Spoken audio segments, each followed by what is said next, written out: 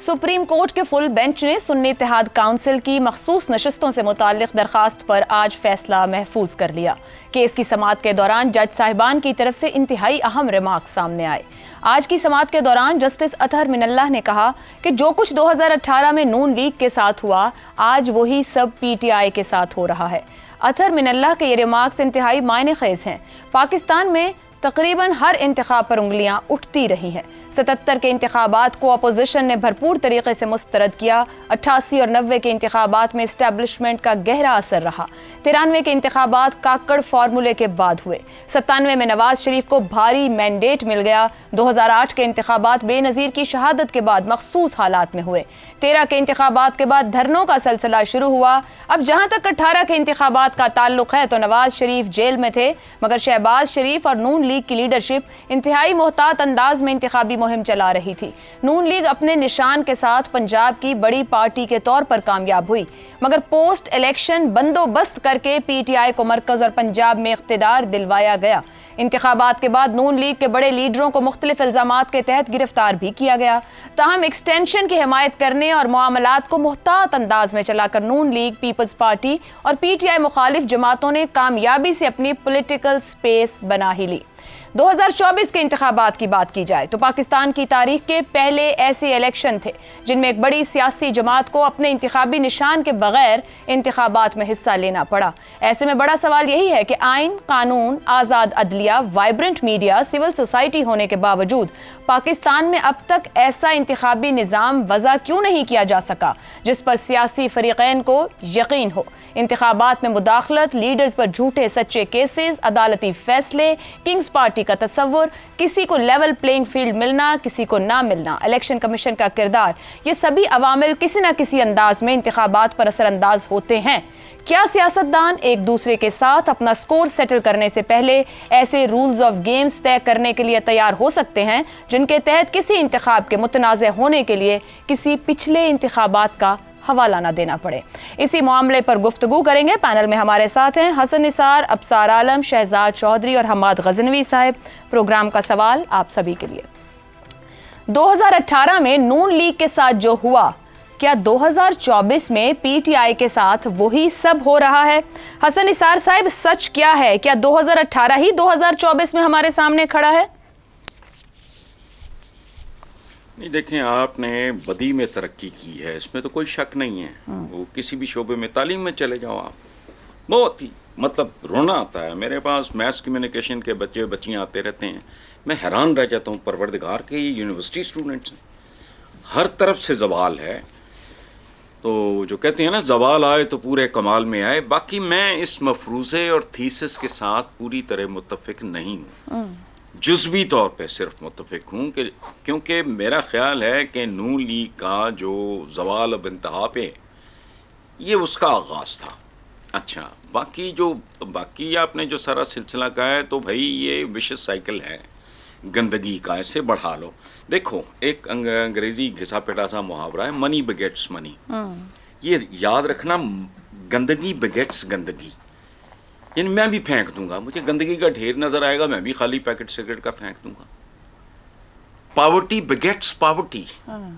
Please try to understand, ये सिर्फ पैसा नहीं है जो पैसे को खींचता है, गंदगी गंदगी को, बदमाशी बदमाशी को, एक्सप्लॉयटेशन को। This is what has happened to this country, और इसकी एक बिल्कुल तारीखी बुनियाद है। मुझे उस पर कतन कोई हैरत नहीं है। जिस मुल्क की बुनियादों में जाली जातें और जाली क्लेम शामिल होंगे, उसने यहीं जाना। अब खैर एनीवे, वो छोड़ो, जो है ये चलता रहे, इसका आखिर देखें, इसका अंत देखें। ये बदमस्त हाथियों की लड़ाई, घास का सत्यानाश। कल कसूर में लेस्को के ऑफिस में हमला हुआ, लोगों ने भाग के जान बचाई। ये अगर ये आपका जो क्या था, कोरोना की तरह ये फैल गया, तो फिर मैं देखूंगा किसका बाप रोकता है इसको। हसन निसार साहब, आपने कहा जवाल आए तो पूरे कमाल में आए, हम तो फिर पूरे जवाल में हैं जो कुछ आप कह रहे हैं। लेकिन आपने जब साथ वो बार बार कह दिया मनी बिगेट्स मनी, गंदगी बिगेट्स गंदगी, तो क्या गलती को अगर तस्लीम कर लिया जाए कि एक फलां इलेक्शन गलत था और वहां से तसी की तरफ चले, तो हम सही की तरफ भी तो जा सकते हैं। वो एक्सेप्टेंस क्यों नहीं हम कर पाते कि हम तब गलत थे? नहीं, आप देखो, बात सुनो। एक क्लास चाहिए, एक कैरेक्टर चाहिए, एक तरबियत चाहिए। गलती देखो, जहाँ इंसान होगा वहाँ जुर्म भी होगा, वहाँ गुनाह भी होगा, वहाँ गलतियाँ भी होंगी, लेकिन इसके लिए इतना बड़ा दिल चाहिए, अच्छे माँ बाप की तरबियत चाहिए, अच्छी आपको तालीम तरबियत चाहिए। It's a package. बंदा कहता है यार मैं सॉरी, मैं हसन साहब, हम 15 करोड़ से 20 करोड़ हुए, 25 करोड़ हुए, आखिर लीड करने वाले तो हुक्मरान हैं, वही बदल बदल कर आ रहे हैं, कभी इस जमात से कभी उस जमात से। मुसीबत तो ये है उनको कोई एहसास नहीं है, कोई जिम्मेदारी नहीं है। नहीं, सुनो, नहीं, एक बात, ये आपने अभी भी लफ्ज इस्तेमाल किया, मैं फिर वही लगा था बक बक करने, आपने मुझे मजबूर कर दिया रिपीट करके। ये सियासतदान नहीं है भाई, ये फॉर्चून हंटर्स हैं। सर, इंतजामिया भी तो है मुल्क की, हसन निसार साहब, एक इंतजामिया भी तो है, कई तरह के इंतजामिया भी इन्हीं, वो भी इन्हीं के बड़े हुए गंदे नाखून है। मैं अभी परवेज मुशर्रफ साहब का सुन रहा था, IPPs की कहानी सारी, उनका एक इंटरव्यू था, ये आधा घंटा भी नहीं हुआ, पढ़ के देखो, रोंगटे खड़े हो जाते हैं। मुल्क बेच गए, वो लोगों का सौदा कर गए। तो ये इंतजामिया सिंध, ये इन्हीं के अंडे बच्चे हैं। ये सारा गंदगी का, मैंने कहा ना, गंदगी बेगेट्स गंदगी, इमोरैलिटी बेगेट्स इमोरैलिटी।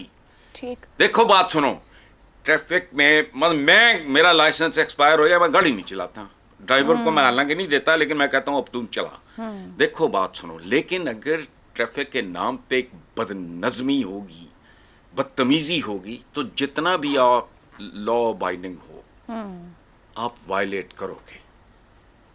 अपनी मिसाल देना अच्छा नहीं लगता, हुआ ये बाद में ओवरहेड्स बने। FC कॉलेज के ब्रिज से मैं जब मॉडल टाउन रहता था उधर से जाया करता था, बाज़ों का पुलिस खुद वायलेट कराती थी, इस बुरी तरह जैम हो जाता था, फंस जाते थे सीन ट्रैफिक के। सो दिस कंट्री, मैं जो कहता हूं, देखो बात सुनो, जब तक बुनियादी जौहरी तब्दीलियां, तुम जो मर्जी कर लो, यही पता नहीं है कि वो कौन करेगा। ठीक हो गया हसन साहब, आपकी गुफ्तगू ये कहती है कि कोई भी किसी को सजा देने को तैयार नहीं, मगर गलत रास्ता दिखाने को सब तैयार है। अफसार साहब, बुनियादी जौहरी तब्दीलियां तो मुमकिन नहीं है, मगर 18 में जब इंतखाब हुआ तो नवाज शरीफ कैद में थे, पार्टी क़यादत मोहतात अंदाज में इलेक्शन के मैदान में थी। 2024 में बानी PTI कैद में थे, पार्टी क़यादत के हॉकिश रवैये, इंतखाबी निशान पर पाबंदी थी। क्या तकाबुल मुमकिन है, या एक कदम और आगे बढ़ गए हम 18 से 24 तक आते? एक बात तो ये कि आप दोनों की बातें सुन के मज़ा बड़ा आता है और बीच में इंटरफेयर करने को भी दिल करता है, लेकिन फिर ज़ाहिर अपनी बारी का इंतज़ार करना पड़ता है। आपने अपने इंटरव्यू में कहा कि PTI पहली जमात है जिससे निशान वापस लिया गया। मतलब मैं आपके जज्बात की कदर करता हूँ, इसमें आपको शक नहीं होना चाहिए कि आपका दिल करता है कि पहली जमात PTI है, पहला जुल्म PTI पे हुआ, पहला हमला PTI पे हुआ। ऐसा नहीं है, ऐसा नहीं है। दुनिया से पहले बड़ी सियासी जमात है और दुनिया में से पहले भी जुल्म होते थे। पाकिस्तान पीपल्स पार्टी से छीना गया, पाकिस्तान पीपल्स पार्टी से छीना गया सबसे पहले, आपको नहीं पता ये बात। पाकिस्तान मुस्लिम लीग नून से छीना गया 2 बार। तो ये पहली बार जो है ना, कहने में बहुत अच्छा लगता है, मुझे पता है, हमें न्यूज़ ब्रेकिंग का भी एक शौक है, तो लेकिन लोगों के जहनों में वो बात चिपक जाती है जो हम कहते हैं। जैसे हमने सियासतदानों पे सारी बात डाली हुई है कि सियासतदान गंदे हैं, सियासतदान गंदगी है, जैसे बाकी तो हमारे हीरे बिखरे पड़े हैं। अब सार साहब, माजरत के साथ आईनी तौर पर इस मुल्क के लिए कानून साजी सियासतदानों ने करनी है। वोट अवाम से, मेरे से, आपसे वो लेते हैं, वो जिम्मेदार हैं इस मुल्क के निजाम को दुरुस्त ट्रैक पर चलाने के लिए। जबरदस्त। देखें, मेरी बात सुने, देखें, आप एक तो साथ आपने हम नवा भी बिठाए हुए हैं, आप बात करती हैं, आगे से आपको दाद आ जाती है। नहीं, दूसरा इसको भी क्लियर कर ले, नून लीग और पीपल्स पार्टी कभी अपना इंतखाबी निशान साइड पे रखकर इलेक्शन में नहीं उतरी है। और नहीं ना, छोड़े ना, अभी क्या हुआ था, साकिब निसार का फैसला भूल गई हैं, जब आजाद कर दिया था सेनेट के उम्मीदवारों को, और फिर आप जब पहले साइकिल निशान था मुस्लिम लीग नून का, और फिर वो ये क्या, वाह वाह वाह वाह, आपने आम इंतखाबात नहीं कहा, खैर। और पीपल्स पार्टी को भूल गए फिर आप, पीपल्स पार्टी का तलवार निशान नहीं था, किधर गया वो, सबको पता है किधर गया। तो बात है कि मान लेने में बढ़ाई होती है। अच्छा, चलें, ठीक है, अपना अपना देखने का चलेंगे। दूसरी बात ये है कि सियासतदानों की जो बात आप कर रही है ना, देखिए, मैं सियासतदानों की गलतियों को डिफेंड नहीं करता, ना मैं करना चाहता हूँ, ना मुझे करना चाहिए, लेकिन मुझे पता है इस आइन के तहत और जितना फलसफा इस दुनिया में बिगाड़ा गया आज तक, उसमें 4 पिलर्स हैं, 3 है बल्कि, चौथा तो हमें पिलर बनने की कोशिश कर रहा है। 3 पिलर्स हैं, और पाकिस्तान में भी 3 पिलर्स हैं, तीनों पावर सेंटर्स हैं, तीनों की जिम्मेदारियां हैं, उनमें मुझे एक फरिश्ता निकाल के दिखा दें, सब एक ही जैसे हैं। ये सारी इलीट है, आपस में मिली हुई है, और ये जो जौहरी तब्दीली है ना, वो जौहरी धमाका कोई हो कि उस इलीट के अंदर से तब्दीली आ जाए, खुद उनका ज़मीर जाग जाए जो मुर्दा हो चुका है, और वो खुद सोचें कि अब हमें मजीद इस मुल्क के लोगों पे जुल्म नहीं करना, इनके हकूक नहीं छीनने, तो शायद तब्दीली आ जाए। ये जो हसन निसार साहब ने बात की है ना कि ये कोरोना की तरफ फैल जाएगा, देखें मैं इस खित्ते की 10,000 साल की तारीख पढ़ी हुई है। तंदूर की गर्म रोटी मक्खन के साथ लस्सी चाटी की पी के हजारों साल हम टाली के नीचे सोते रहे। यहाँ इनकलाब फसल टू फसल चलता है। आई एग्री ऑन दिस, क्योंकि आज 200 यूनिट तक को कह के उतना सा स्कीम आउट कर दिया है कि वो गरीब बंदा वहीं बैठ जाए। 200 यूनिट पे रेट पीछे ले जाके वजीर तरीका कार है यहाँ पे इनकलाब की जगह स्कीम आउट करते रहो। सुने मेरी बात, ये जो है ना ये जो बिजली वाला इशू चल रहा है, ये लोड शेडिंग खत्म हो जाएगी अगर बिजली की रेट कम हो गए, इनकलाब खत्म हो जाना हमारा, इतना ही होता है। ये जो आपने सवाल पूछा ना, आपने पूछा कि एक जैसा दोनों में माहौल है, मैं नहीं समझता कि दोनों में आपको कंपैरिजन करना बनता है। फर्क है, बहुत सारी चीजें सिमिलर हैं, लेकिन एक फर्क है कि ये रवायत इस दौर में, मैं इस दौर से मुराद है 2008 से जब परवेज मुशर्रफ का मार्शल लॉ खत्म हुआ और एक नया दौर शुरू हुआ, उस दौर में इस तरह की गंदी पुरतशद्दद गालियों वाली सियासत की बुनियाद और उसको फरोग दिया पीटीआई ने। शुरू इसने किया दोबारा वो काम 90s वाला से करवाया गया जानबूझ के, क्योंकि दो जमातें आपस में तय कर चुकी थी चार्टर ऑफ डेमोक्रेसी, इसलिए इसको लाया गया गंद डालने के लिए, और गंद पड़ गया है।